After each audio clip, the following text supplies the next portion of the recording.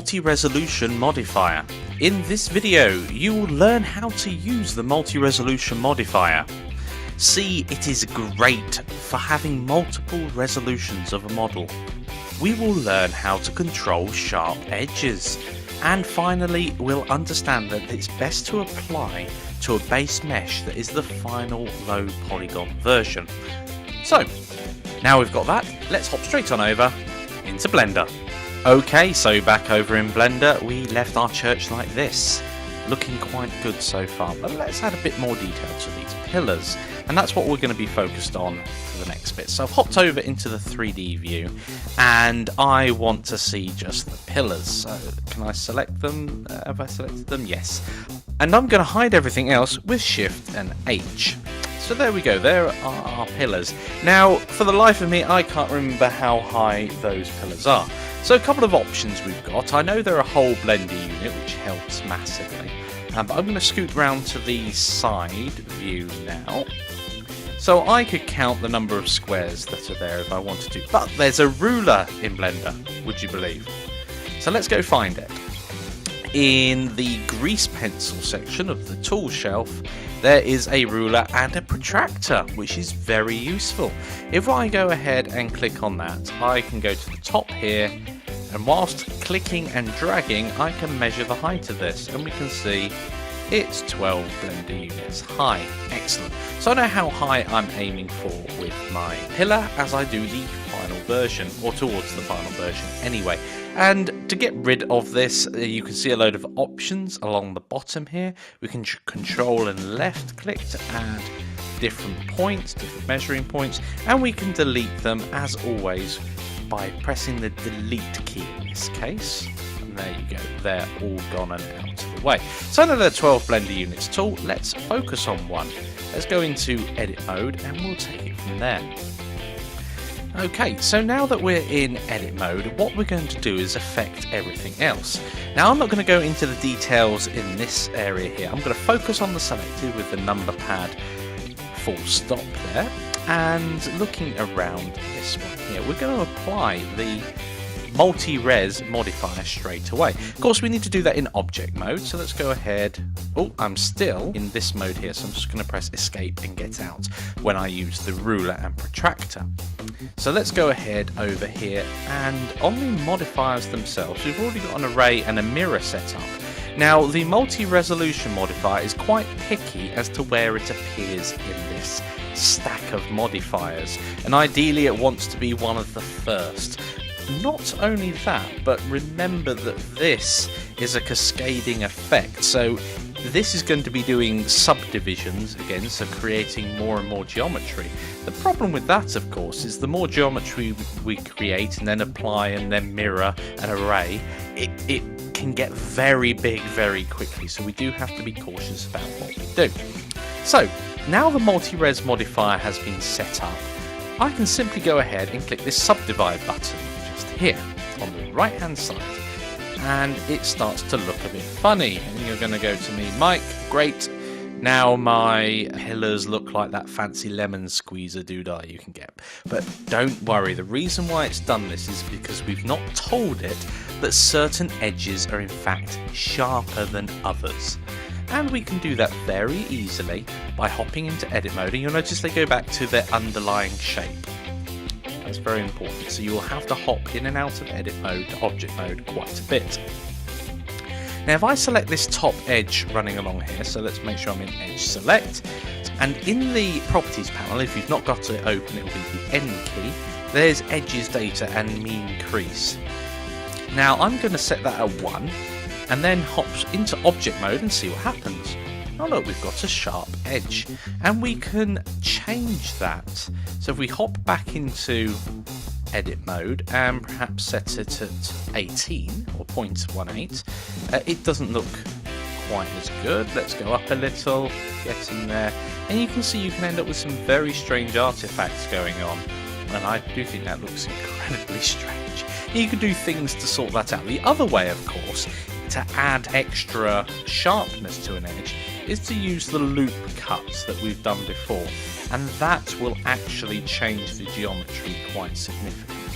So as well as that, you can change on this edge here, we set that to 1, we've got a sharp edge, and of course if you don't want a sharp edge you can perhaps drop it down to 0.9, but eventually you may start getting some strange artifacts happening, so you do have to watch out and plan for those.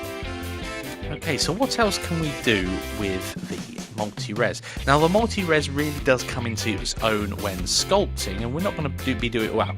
You can if you would like to, but I'm not going to do any sculpting on this pillar just yet. But we can have a sculpt level much higher than our preview level. So if we knock the preview level up one more, hopefully we won't. By hitting the subdivide button, hopefully we won't break Blender. No, we haven't, that's good. But we can knock the preview level down now back to the basic one. And then when you do something like sculpting, so if I just quickly go ahead and do a bit of strange sculpting here, and you can see that because the faces are quite stretched out, it ends up looking quite horrible in places. So this is one of these things, if you were doing this, because these faces are squished, it'd be much better if they were squarer. Now there's not much you can do about that because the face that's being divided is really long. So the only way of making sure that that doesn't happen is to go ahead and add a series of loop cuts or similar into our model. And then when you do that, I'm just going to turn off snapping because it's causing me a few issues with placements here. With all of these extra ones in there, now this might be overkill and might break Blender. Remember, subdivisions have a lot of multiplication. Perhaps I should have just shown you with one. Will the rainbow disappear? I might have to pause the video. No, it's done it. Brilliant. Okay, and we're going to place that there. Now when we hop into sculpt mode, you can see that it goes up to the higher resolution and gives us much more detail. Now one of the great things about this is that I can create a lump coming out of here, and then it appears lower down the chain. So it won't appear really low down, and let's go into object mode rather than anything else. But you can see that it doesn't affect when the preview's 0, but it does affect preview 1, preview 2. So you can have a much lower poly version of what you were working on before. Okay, so I've got a challenge for you now that you've learned about the multi-resolution modifier. I would like you to make a basic pillar, a little more advanced than the one we've already got. So I'd like you to make a basic pillar and apply a multi-res of 3 to 4 subdivisions. You don't want to go much more than that. Now set the origin to the center of the base of the pillar so we know where it is in the world. Then finally use the mean edge crease to keep the desired shape.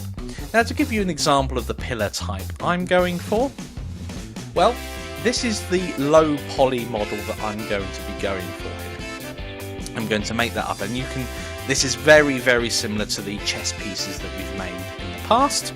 Now I've planned to make it out of certain sections, so I'm going to make the base, much like we made the base for the chess pieces. Then I'm going to make this section here. Now it looks like one big section, it's not, it's one model, which is sort of like the center pillar model, and then repeated with an array modifier 4 times. Then I've got this little knobble bit at the top before I go on to this top bit, which is going to be taking a circle and going out to more of a square form, and that's the very top of the pillar. Anything above that I'm classing as an archway or something along those lines. Now once I've done that, I'm going to apply a multi-resolution modifier. Now the reason why I'm showing you this in advance is to help you guys out straight away with a problem that you're probably going to have, which is not setting the right mean edge. If you look at the top of this pillar and the very bottom of it, it doesn't look quite right. They curve round a bit too much.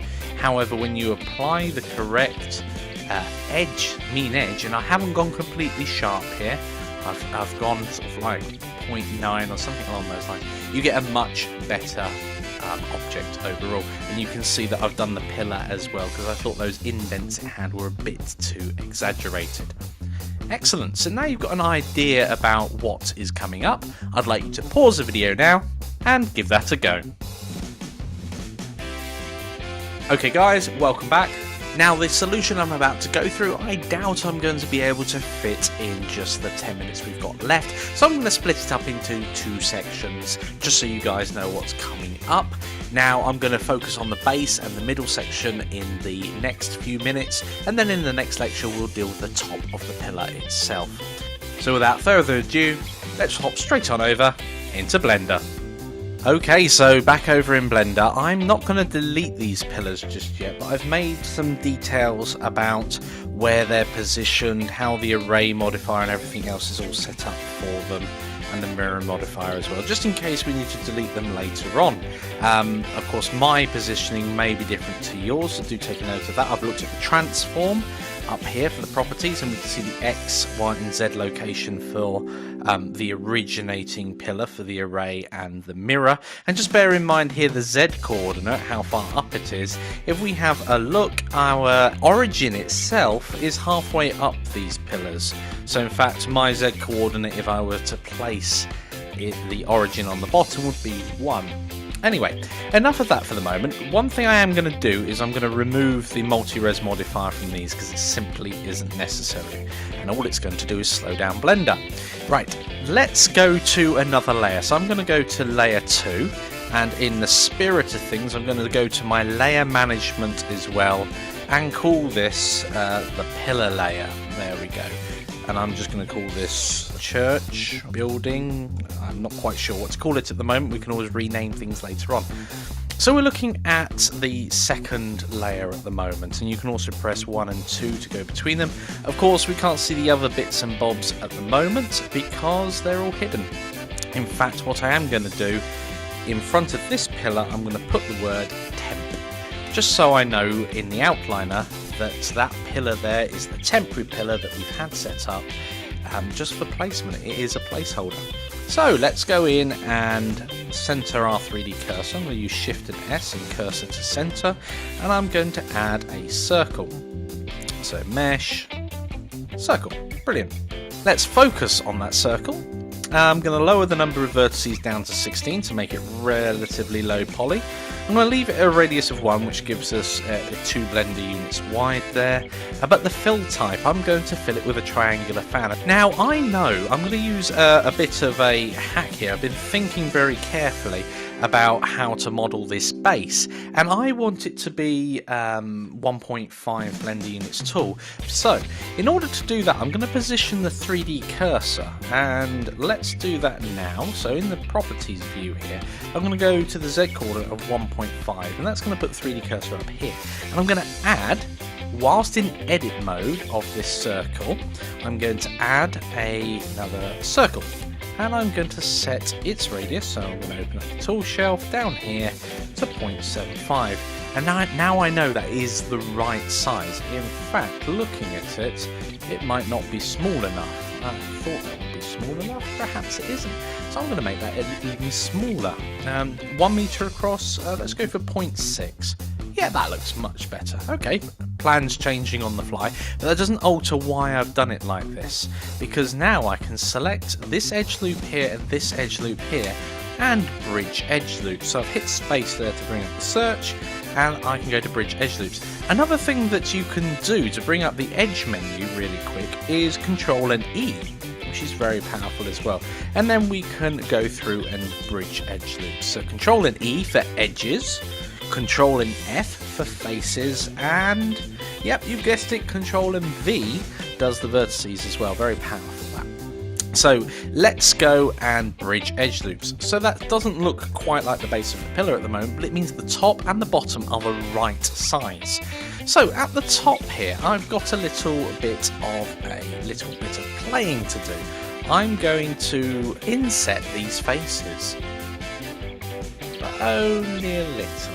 And that's going to be round the limb at the top there. Okay, so this coming down is going to have kind of a bulge or two. So I'm going to create a couple of loop cuts in there. We may or may not use all of them. And this bottom one here, I'm going to have it bulge out a little. Oh, proportional editing is turned on.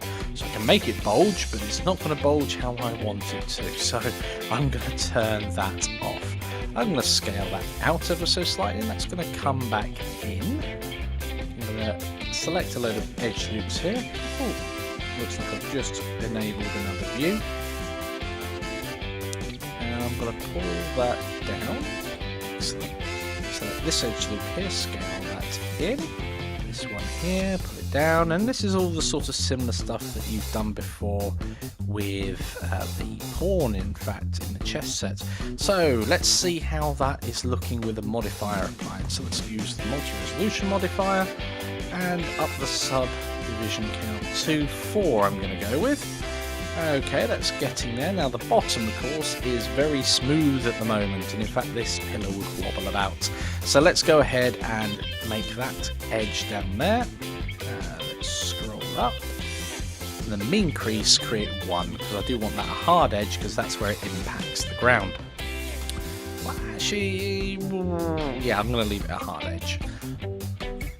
Now, this edge here, I'm going to also make a semi-hard edge, so I'm going to make it 0.8, hop over. Yep, that's good. In fact, the top bit there is absolutely fine. I'm going to make the inside absolutely hard, so I know the very top is flat, but this corner here is rounded, and that's what this extra bit of geometry is going to create for us. Okay, so I just want another... Ooh, there's not actually a bit of geometry where I want that ring. Let's make this hard edge and see what happens. No, that doesn't give me the effect that I want. I actually want something a little higher up. So I'm going to go there. There we go. Now I've created the geometry. Let's give it 0.8 and see how it looks. Let's come back in and set it as 1. I don't think it differs too much from the rest of this. So let's scale it in. There we go. That gives us a much harder edge. I don't want that, so I'm going to go for 0.8. Let's try 0.6. And again, these are all figures you can play with. There we go, that's much better. So, I'm liking the base of our, I want to say pyramid there, it's not, it's a pillar.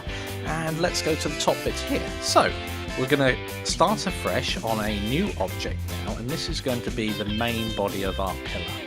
So I'm going to find the 3D cursor and set it to X0, Y0, and Z is bang on 1.5, so that's great. And I'm going to add a circle.